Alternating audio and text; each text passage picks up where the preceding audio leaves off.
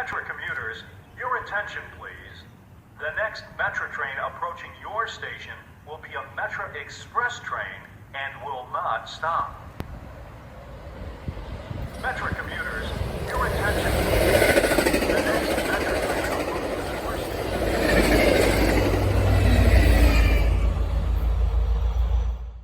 Hey guys, Tim here, back with another Chicago Northwestern Harvard Subdivision in N scale, and hopefully you could tell from that intro clip, I've managed to get quite a bit done on the layout recently.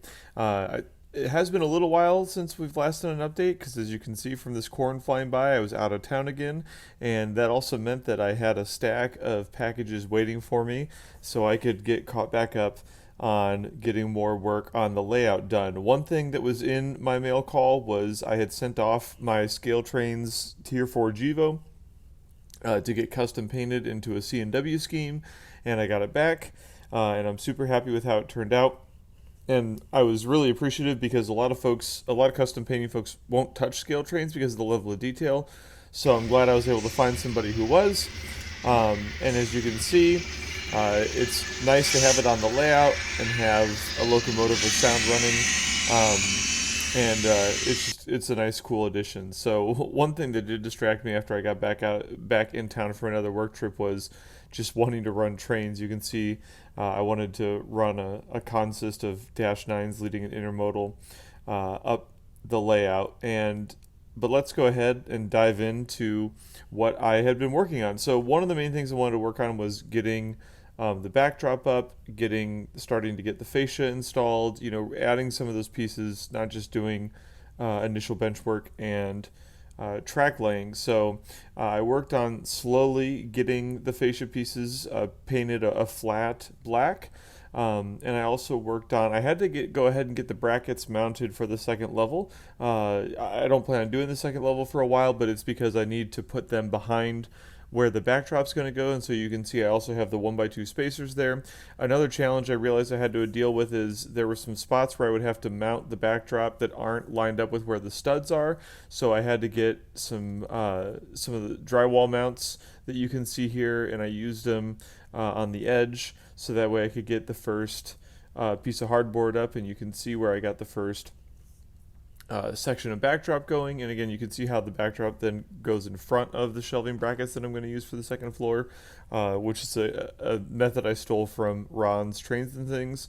But then I was able to get the backdrop going for the whole back part. You can see there's a pretty sharp corner there. Typically you want to do a curve if you can, but there's really no room to do that because of how close the two different tunnels are. So I'm going to use some buildings and stuff to kind of hide that, but that's how it's going to be. One building I did pick up was a Pike Stuff contractor's building. And the reason I wanted to pick this up is because the overall design is very similar. And you can see here I put it together and got it assembled and ready to go. It's the overall structure is very similar to the Heller lumber building. I've got some styrene and some shingles pieces to do kind of the angled front shingle area that you can see, but otherwise it's pretty spot on for the Pike Stuff kit. I also am going to get some 6mm lettering to actually spell out the Heller lumber. Another piece I got was the Pico joiner sleepers to fill in the gaps from where I joined the flex track pieces that you can see kind of right where it's resting. So you can see from where the glue spots are. I worked on adding some sleepers in. I found you really couldn't use the sleepers where you have the insulated joiners, but that's okay. One other thing that I wanted to work on, and you can see I'm scrolling down to where the line is next to Heller lumber. If there's a frontage road on the other side of the tracks where Heller lumber is, and if you look, it's pretty sunken below where the rail line is, and it's below where the road is on the other side of the tracks too. And I thought that was kind of cool, and it would help add some depth on what is otherwise a pretty flat area. So I went ahead and took the foam off on the front of the tracks so I can add a road right at the front, up near where the fascia is going to be. I try to film myself doing this. I need to get a tripod so that way I can show you better. Where I cut the angled slope for the hillside, and you can see foam cutters are amazing. If you don't have one, you should definitely get one. You can see you just kind of pop right off and gave me a nice sloped area. It wasn't even as I wanted, but that was easily fixed with sandpaper. And the idea again that this is, you can see after sandpaper it looks a lot better. I'm going to also use some sculpt mold to help blend it in even further. But again, I just want to add some layers of height to help with the scenery. After that, I went ahead and put on the initial pieces of fascia, and there's still a little bit more that I want to do. You can see I also put my Northwestern logo on as well, and I'm really happy with how that helps make the layout pop a little bit.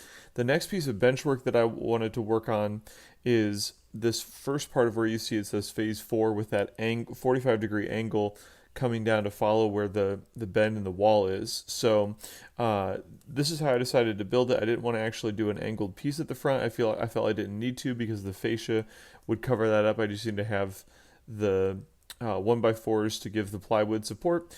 So I went and installed it, and I mounted it not only to the wall, but I screwed it directly into the existing benchwork as well. I had to check and make sure, obviously, that it was nice and keeping level, to make sure that I've got smooth running. And you can see I'm looking back to see, we're getting pretty far away from where we started with our staging yard. After that, it was really easy to just, I laid a 2x4 sheet of half inch plywood, and I just marked underneath. You can see here I just kind of marked underneath what the angle would be to get that angle cut. And again, just mounted it straight onto the 1x4s, and I'll use the fascia to actually serve as the front later. But you can see I put that down, and then obviously after that I needed to lay down my 1 inch of foam, and I decided that while I was going to wait for that foam, that I was going to go ahead and move on to another important but time-consuming task, which is weathering the rails, so that way I can, when I'm ready, I can go ahead and ballast and do other things. The challenge with this is I don't want to spray. I don't want to paint over the concrete ties. So it was tedious to do this, but I made sure to go through and I taped down all around. I taped in the middle as well to make sure to. Eventually, I'll want to airbrush the ties for weathering, but obviously, I need to use a lot more color to change the color of the rails than what I'll do to just weather. So I used a Rust-Oleum ultra flat camouflage color. And you can see I went around and sprayed from both angles because you'll be able to visibly do it. Before I pulled the tape up, I went ahead and used a Pico track cleaner to go ahead and get the paint back off of the top of the rails while it was still relatively fresh. It worked really well. As you can see, it's picking it up pretty easily. I'm not having to put too much pressure on this to get the tops of the rails back and clean. I wanted to check really quickly to make sure that I had solid connectivity, that there was no interruption in electricity, that I could run the trains. So I wanted to make sure, and you can see I taped over the points on the switch there completely. And there were some spots I found where I had done too good of a job taping, and some parts of the side rails didn't get fully painted. I'm going to go back and hand paint that. That's no big deal. But you can see what a difference it makes to actually have the sides of the rails weathered to the more natural, darker color that you would see out in the real world. And I'll slowly work on doing that, with the lift out section, with the next section over. Again, this is just a piece that I'm going to work on while I'm waiting for things to dry when I'm working on additional bench work, just so that way I can keep it going. And you can see here, again, as soon as I got the painter's tape off, I ran some trains just to make sure that everything was running smoothly, and there were no points. You can see now the 400 zipping through after a local metric comes through, and again, everything's looking good. And again, just it photographs and videos way better now that the rail is weathered. So again, while I was working on all of that, while I was waiting for the glue with the foam to dry, so that way I could continue to work on then laying down the cork and getting the additional track. But again, as you can see, the layout is slowly but steadily growing. And I went ahead and laid down the first piece or the first strips of cork roadbed as it meanders through kind of an S curve to navigate that bend. And then the best piece, my banners arrived from Scenic King. I grabbed two different banners, one just pure woods, and then kind of a suburban back. You can see there was one rip, which is kind of disappointing, but that's okay. So then I went through and carefully with my hobby knife there, I went through and cut it. The Scenic King comes in 16-inch heights and 8-inch height, so I got the 16-inch and then I cut it down. I then I laid down some cover because I was using a spray adhesive. It cures a lot faster than I thought, and so you can, if you look over to the right, you can see I actually had to cut and relay because as I got a little too close as I was getting ready to position, and it stuck prematurely to the backboard, and so I had to make a cut in order to avoid losing the whole strip. I'll use some buildings to cover up where there's a disjoint you can see there with the tree line, but otherwise it'll be easily fixable. So we're doing a quick kind of tour with the Metro so you can slowly see kind of what it looks like. And the reason why I did the tree backdrop here is because there are some areas in the Chicago suburbs that are pretty heavily forested, and I thought it would look better in the background behind the buildings to just have kind of a tree line for that area. As the Metro comes around, as we get to where the Arlington Heights station will be, that's where I'll use the suburban background because then we're more to the center of the suburb of Arlington Heights. But again, even then I'll have plenty of buildings in the foreground. I just want something, viable in the background. But again, you as you can see, we've got a pretty long mainline run that's only going to get longer. And then you can see, I just kind of let it drop off the tracks there. You can see the additional piece that I'm going to be working on for next time. So we'll close out, and I'll just show you some more of the trains running. So you can see here. You can see here that the Devo is running a flat table train of empty intermodals, and that's because, again, remember the goal with this layout is to actually kind of do it like the Utah Belt style where it's moving forward chronologically. So one of the things that I mentioned on the old layout was that as there was a downturn in economic activity, they started storing a lot of the intermodal trains up in Janesville, but now in 2013 the economy's picking back up, and so they're running a lot of those intermodals back down to Proviso from Janesville because they need those well cars. Obviously the 400 is continuing to run, traffic is continuing to grow. I've got some locomotives and some cars again out getting custom painted right now. I'm really excited to get those back. I think that'll be great. And then I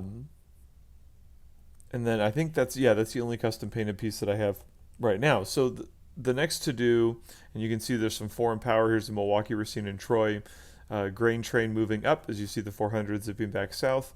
The next piece I'm going to work on, obviously, finish laying the cork, get the track on that new section, and then I might even do some ballasting and stuff where you're looking at right now. We're getting to a point here where I'm going to have to pause benchwork construction because I'm going to have to build the wall to bridge that open area in my basement and continue.